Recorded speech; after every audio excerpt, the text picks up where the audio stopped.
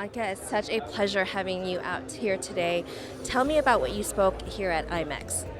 Well, thank you so much for having me, Maria. I'm excited to tell you that I had two sessions. One of the sessions that I started the day with yesterday after a push-up challenge, and then after the IMEX run, was biohacking for event professionals on the go, focusing on women's health. And I was very excited to see how many women joined the sessions because, when it comes to the wellness wheel, it's hard to find it. People had trouble, managing where is the content, where is the content. I was surprised it was packed, and I was like, wow, that's great because this is a topic that we need to talk more about, especially when you think about one of the challenges that event professionals talk about is burnout and how we don't always take care of ourselves first because we put our clients first, we put our events first, and then we end up burning out because we just keep going on coffee fumes, burning the candle at both ends, and just realizing that that's just not sustainable.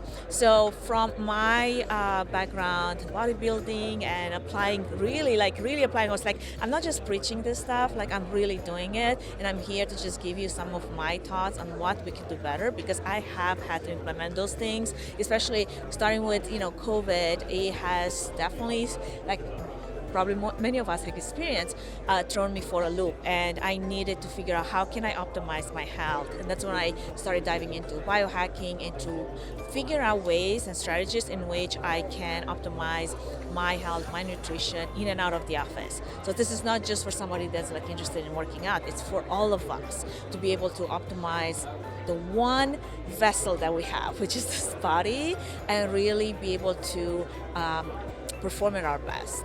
And then the second session was based on our Events Demystified podcast season event about it, and this was stories from the ground. So we had a lot of event planners that have submitted their stories throughout our last season, and those are funny stories, but also horror stories. Some of them are very much win stories, but all of it is a way in which here's what we experience and here's what are the main key takeaway. So if you were to ever go through this situation again, maybe you have a better toolbox now at your disposal. And it was funny because we had a few stories, and then sure enough, both me and my co-host Megan, for this specific season, we end up like experiencing some of those stories ourselves. Only this time we were like, wait, remember that one story that we covered just last episode? I'm ready for it, so bring it on. So during the session that was live yesterday, we had several event professionals share their own stories, and then the rest was kind of wading in. So what would you have done differently, and what are the key takeaways that we can take from here so that we have a better maybe outcome next time? Well, I love that. I was telling you kind of off camera that it's kind of like events that have gone wrong, right? Situations that have gone wrong. It never happened to anyone. Right. And like you said, let's be real here. Event planners, it is one of the most stressful positions, and let's look at particularly in women. Yeah. And you're talking to me. It's like you put yourself last because you're working, you're trying to do all things. The only job that you have, right? It's like you're not event planner, event professional. You're also a wife and a mom and a sister and all the other hats that you wear outside of your work persona.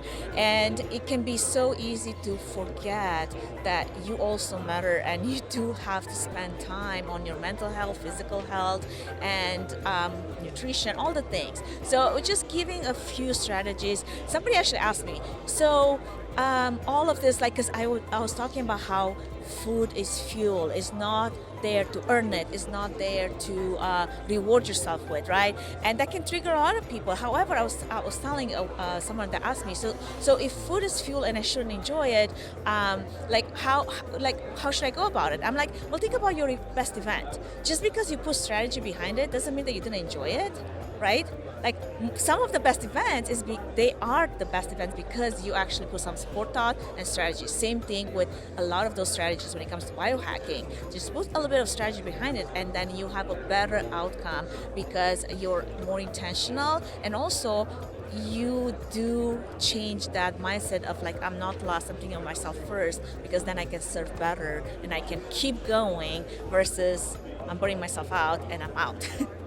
I want to close with, first of all, if you could define what biohacking is, and then your best tips so we can walk away right now in this moment and start biohacking our system to be healthier, happier, all the things, right? All right, so I'll give you the layman's terms of what biohacking is. It's really making small, intentional, consistent adjustments to your nutrition, to your sleep patterns, circadian rhythm.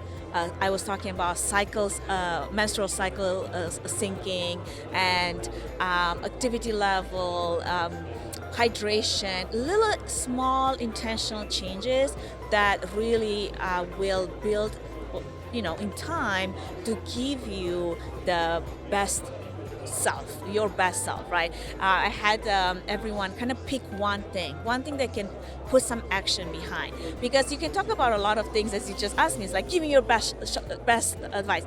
Well, really, it's very individual to everyone. You might want to do better next time with creating space in your schedule to do a 5-minute meditation in the morning. Somebody else might be like me. It's like, do not go to 3 a.m. in the morning to see the Tropicana explosion, then expect to perform at your best the next day. Maybe really put sleep more of a priority, right? Or maybe someone is like, I'm not really that great when it comes to a mental focus, or I'm struggling with movement. Start incorporating small things that you can do, in your schedule. Like, I start my day with the workout. There is just no compromise. It's blocked in my schedule, and that for me is a non-negotiable. So someone else might be like, well, I really wish I could do better with nutrition. Well, let's talk about, macros. Let's talk about total expenditure, the energy that your body needs to function, and maybe we can optimize a little bit of that.